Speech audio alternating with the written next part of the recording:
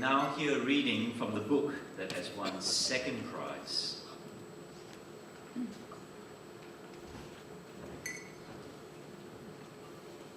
Of all the known people of the world, living or dead, Jesus is the most influential. It is remarkable that a man who lived 2,000 years ago, who held no public office, and owned no wealth, and who travelled no more than a few days' walk from his birthplace, should have exerted such an influence. I am the way, the truth, and the life, he declared. His precepts, prophecies, warnings, and parables have deeply influenced hosts of people. They believed that Jesus was and is everywhere. They took heart from his words. For where 2 or 3 are gathered in my name, there I am in the midst of them. The debate about Christ's message and influence will continue long after we are all dead and the 21st century is lost behind passing clouds. The fascination with him will persist, and many will still see him as triumphant.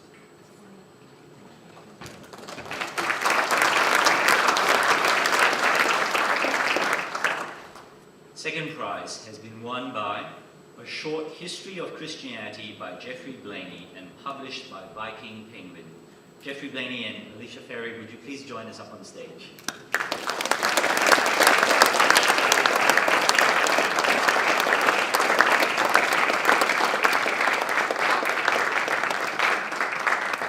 This is what the judges had to say about A Short History of Christianity.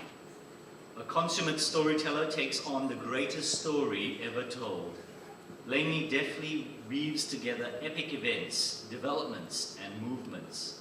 He pauses when instructive to examine sometimes obscure episodes and people.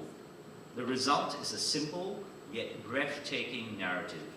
Blainey's impartiality is especially evident in his treatment of major conflicts, such as the Reformation. It is significant that in an increasingly Christophobic society, a prominent historian at the peak of his prestige has written an accessible history that places Jesus at the center of human history. Ladies and gentlemen, Geoffrey Blainey.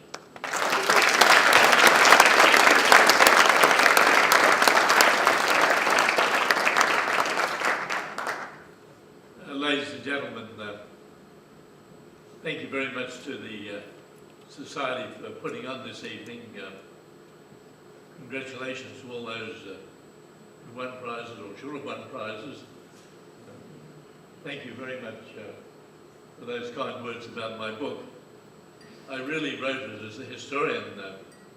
I thought Christianity has had so much influence, and we don't hear much about that influence today, and so I began to work. I worked at it on and off the research, and then I decided to do it full time, and I'm glad I did it because I learned so much, and I hope readers will learn a lot too. But doing the research again and again, I was surprised.